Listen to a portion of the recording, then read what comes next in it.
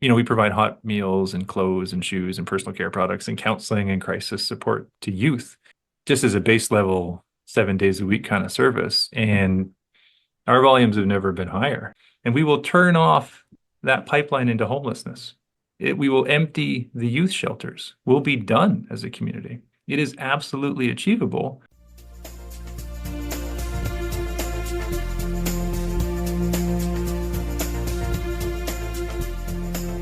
Welcome to the Rotary Big Ideas podcast, where we celebrate big ideas that are sparking positive change in Ottawa and around the world. I'm your host, Bashir Bastien, and on each episode, we meet a change maker and a big idea. Today, I'm speaking with John Heckbert, a member of the Rotary Club of Ottawa and Executive Director of Operation Come Home.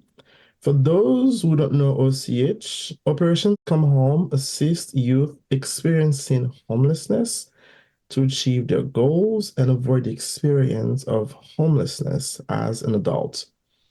Welcome to the podcast today, John. So, what is your big idea?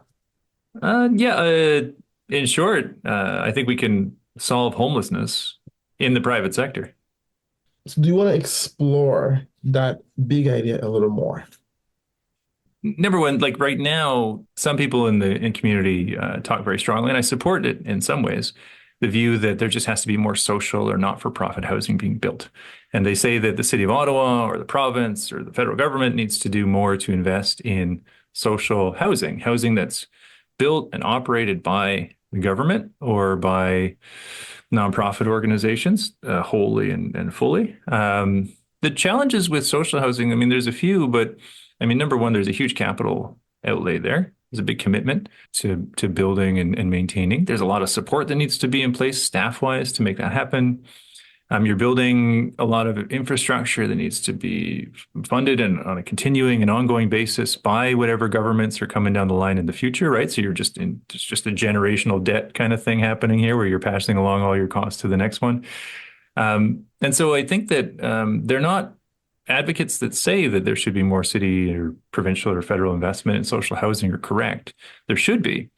And it should be used exclusively for people that are not fully capable of taking care of themselves. There are lots of people that have fallen through the cracks because they have mental health challenges or other kinds of significant long-term challenges that make it difficult for them to achieve full independence in their lives, right? And some people who experience homelessness are in that boat. And I think that that's the common stereotype of somebody who's homeless, is that they have significant mental health challenges and that they have challenges relating to other people and all this. And you see them on the street. Maybe there's negative interactions there. That's a stereotype that's not true. The majority of people experiencing homelessness are the same types of people as you and I and everybody else in the community. They're not special or unique. They've encountered homelessness because of poverty. They've become unhoused. And so I think, and for me personally, I think that that's 80-90% of people that are on the street today is people that have gotten into that. The situation with the shelters and what have you, it's very challenging for somebody who is experiencing homelessness right now to stay healthy. And if you're not traumatized going into the homelessness system, you might be traumatized just by experiences of it. And that happens a lot. Shelters are difficult, unsafe places to be. And so what I think we need to do is support landlords, property managers, residential developers to house more people with lived experience of homelessness. And I think that there's a role for organizations to play in making sure that people that are exiting the homelessness system are supported in private sector accommodations. For me, concretely, what that means is that the private sector, the apartment owner, provides a unit, and that it's actually our organization that holds the lease. We rent a private market unit from a landlord directly as Operation Come Home, and then we sublet that unit through an occupancy agreement to our youth. We're doing that right now with 23 units, and I strongly feel it is the future. Because what happens for the landlord is kind of amazing. A private sector landlord, if they pick up a new tenant, if they're in that affordable category of they're filling that niche in the market where they're providing affordable accommodation. If they pull somebody out of Facebook to come rent their unit, they have no idea who that person is. right? And there was a story this morning about a gentleman in Hamilton that was owed 18 months of rent, who's been trying to evict somebody from one of his units that he owns. I read that Owes- news just earlier. yeah, yeah, yeah. He's owed $28,000. $28,000. Yes. As a business owner, that's insane. And you wonder how long this guy can float that and how many other tenants he's got in that situation, right? You hear stories like that all the time. So there's risks to landlords in renting to people right off the street. And sometimes they don't appreciate those risks. Sometimes, you rent in good faith, but somebody loses their job or whatever, and they no longer be able to make it. So if nonprofit sector instead can backstop the rent and guarantee the rent for landlords, it's a huge advantage for them, right? The other thing is that the landlord always has somebody to call if that person has any trouble in their unit. For us, it's very common that the young people that we house through this program, they don't know how to take out the garbage properly. They're playing the music too loud. They have a lot of guests over on Friday night. There's no way that anybody, landlord or otherwise, wants to drive across the city on Friday night to talk to somebody about how many guests they have over in their department, right? But they can offload that hassle onto us as the nonprofit in the picture. And we can go talk to the clients and we can go help improve that behavior. And we do. The benefits for the youth are huge because they live in buildings that are full of quote unquote regular people, not people that are only those who got experience with the social services system. And so they pick up the norms and the habits and the behaviors of their neighbors. They get into employment, they maintain their units, they transition out of homelessness and very effectively into, I guess, what you would say, like the average life of your traditional working Canadian, right? And so that's the end game: is how do we support more nonprofits to fulfill that intermediary role and to utilize the private market to solve homelessness? Because if organizations can be supported to do that, there's less capital cost, right? For the 23 youth that are currently in those units now, they're not going to need us in 2 years. I guarantee it. Two of them have already graduated, quote unquote, from the program, meaning that they are full off and running, full-time employed, doing great in their new units. They're 100% transitioned out of homelessness. And we don't feel that we need to provide any support to them anymore. They're just a regular, average working person, and their experience of homelessness is long past. I think we can do that for every youth that we have in the units. I think we are doing that right now. And so what you have is a model that's scalable, that has a beginning and an end date, that doesn't commit you as a country or as a city or as a province to, supporting that housing over the long term.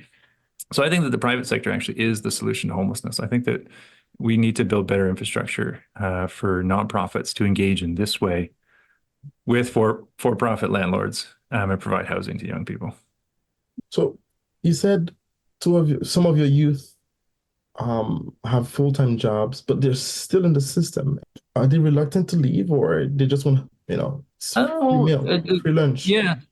It's interesting. So, a couple things on that. Lots of youth who are in the shelter system maintain full-time employment while they're staying in homeless shelters, right? Very, very common. In fact, more common than most people realize.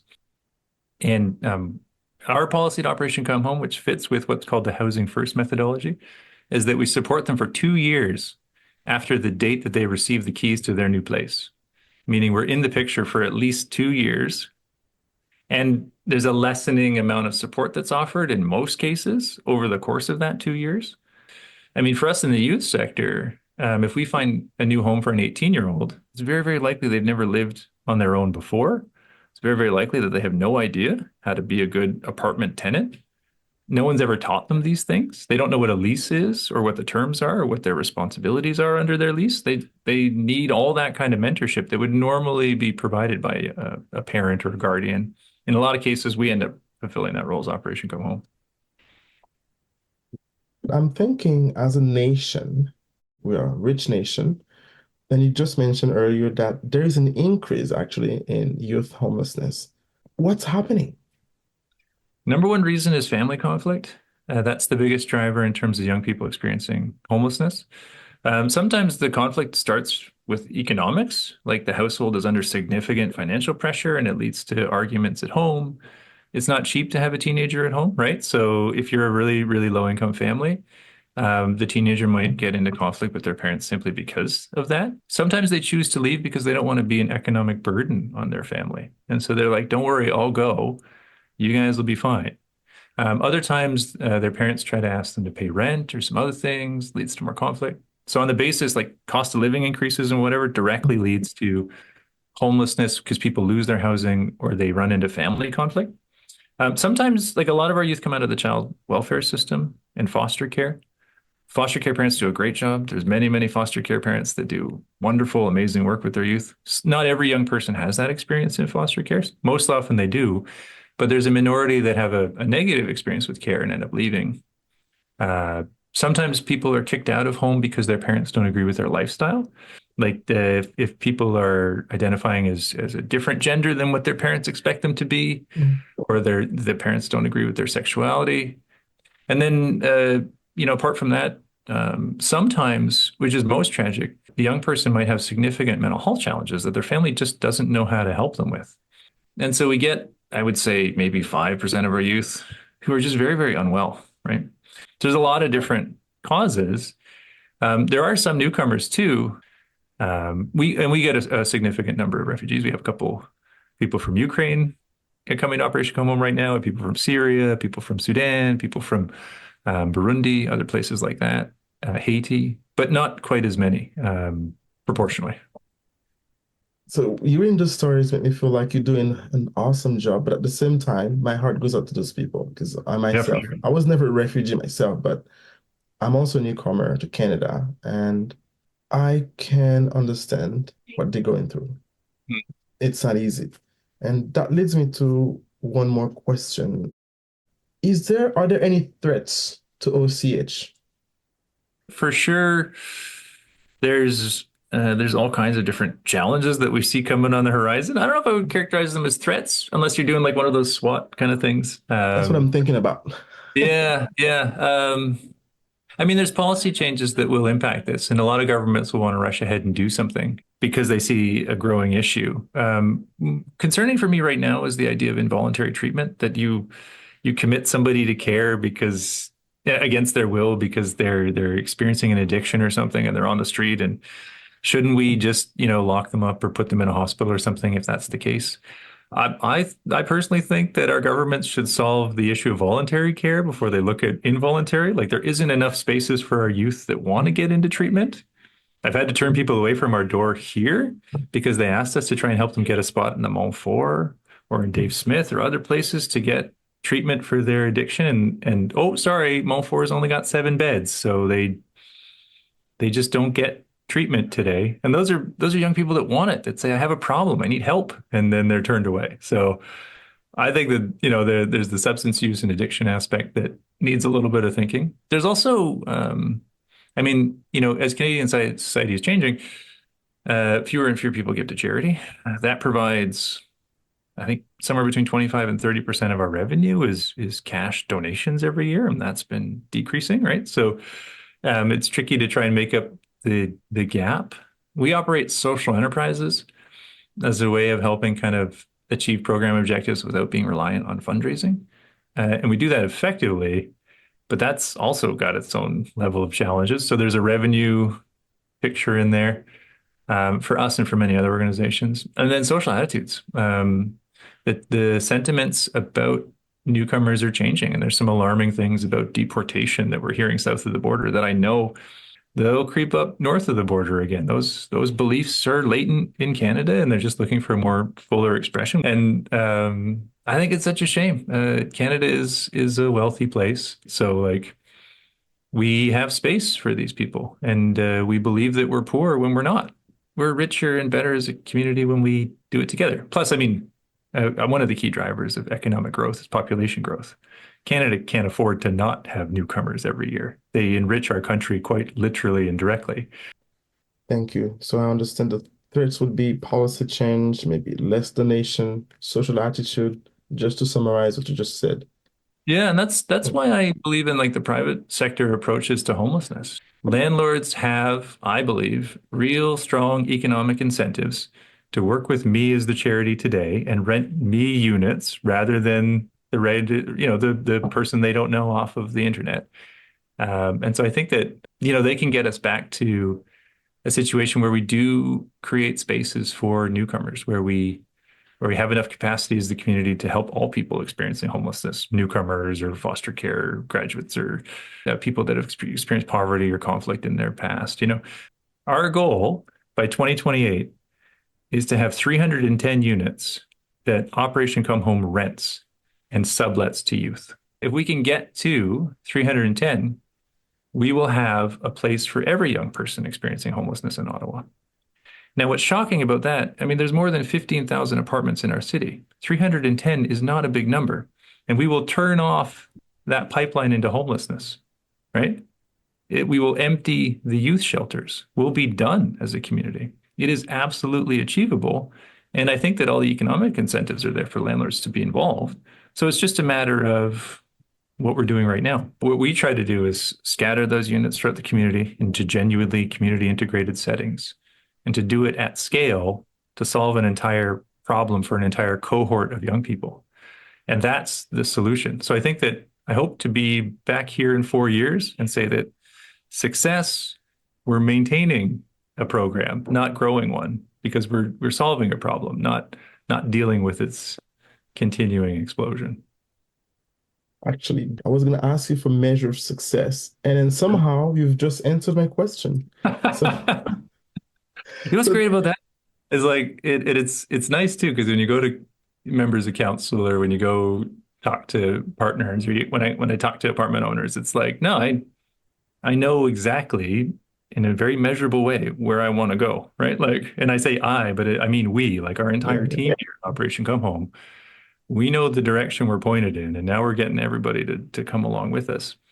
And the nice thing for a landlord to hear in that, a private sector landlord, is that if they hear that goal from me, the landlord knows that they're the ones that's my most important, apart from our clients, my most important relationship is them because I want one apartment with them today. I want them to give me another one next year. I want them to give me 5 more the year after, right? Like my job is to keep them happy. And I love that because suddenly it's affirming for them and their business. They feel that support from us. So I think the solution's got legs. I think it can go somewhere.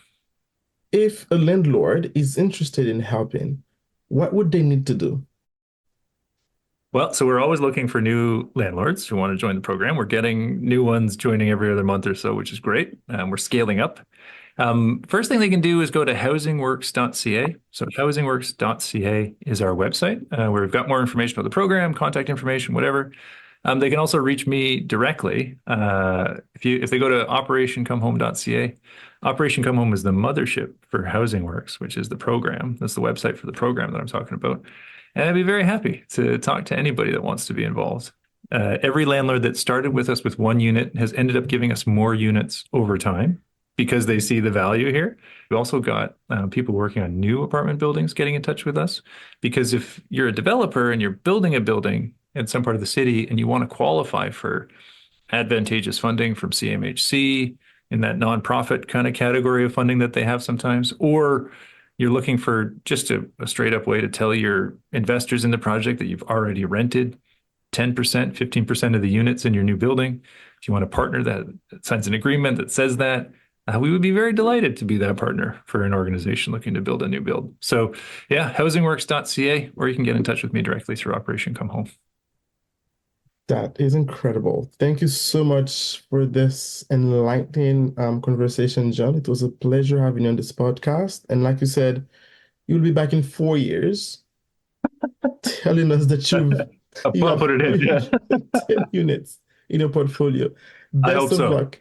I hope so. Absolutely. Thank you, Thank you Bashir. so much. My pleasure. Thank you for listening and watching. And keep in mind, if you want to make a difference or have a big idea to help others, Rotary is a great organization to connect with and become part of. Check us out. Until next time, then, when I ask, what's your big idea?